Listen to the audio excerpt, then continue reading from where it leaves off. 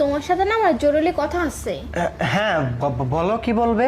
আমি না তোমার বাচ্চার মা হতে যাচ্ছি, আমি গর্ভবতী। কি? তুমি বিয়ে হওয়ার আগেই গর্ভবতী? হ্যাঁ, এখন আমি কি করব তুমি সেটা বলো। কি আর করবে, এই বাচ্চার বাবার সাথে গিয়ে কথা বলো।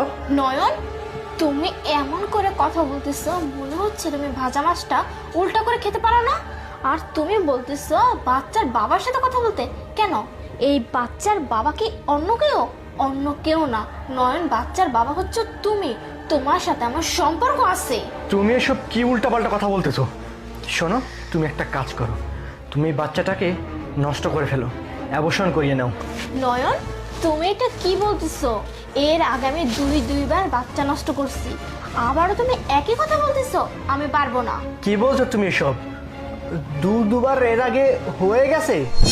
তুমি এই ব্যাপারে পিয়ার সাথে কথা বললে না?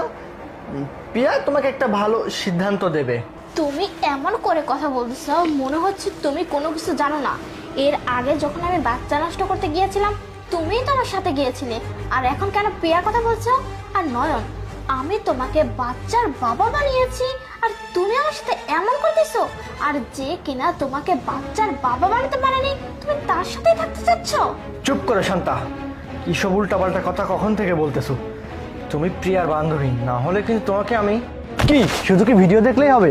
আমাদের নিজস্ব তত্ত্বাবধানে তৈরি হলুদ মরিচের গুঁড়ো নিতে আজই যোগাযোগ করুন কৃষক বাড়িতে। তাহলে কি নয়ন, যখন তুমি রাতের পর রাত আমার সাথে সময় কাটিয়েছো তখন মনে ছিল না যে আমি পিয়ার বান্ধবী? আর এখন তোমার মনে হচ্ছে যে আমি পিয়ার বান্ধবী? শোনো, আমি এত কথা জানি না। আমি কি করে থাকবো আর কি করে সংসার করব আর কি করব সেটা আমাকে বলো। কিভাবে থাকবে আর কিভাবে সংসার করবে মানে সেসব কথা আমি কি জানি? আমি সব জানি না। দেখো, আমি এই বাচ্চার জন্ম দিব, আমি মা হব। এমনও তো হতে পারে এখন যদি আমি বাচ্চার জন্ম না দিই তাহলে পিয়ার মতো হতে পারে, কখনো আমি পরে মা হতে পারবো না। আমি বাচ্চার জন্ম দিব।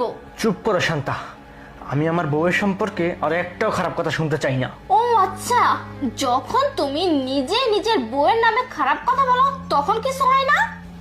শোনো, অনেক হয়েছে, আর না, আমার বউয়ের নামে আর একটা উল্টাপাল্টা কথা তুমি বলবা না। দেখো, আমি তোমাকে লাস্ট বারের মতো বলতেছি, আমার একটা সংসার চাই, একটা সুখী পরিবার চাই, আর সেখানে তুমি আমার সাথে থাকবে। আর যদি তুমি আমার কথা না শোনো তাহলে 2 দিনের মধ্যে আমি পিয়াকে সবকিছু বলে দেব, বুঝতে পারছো?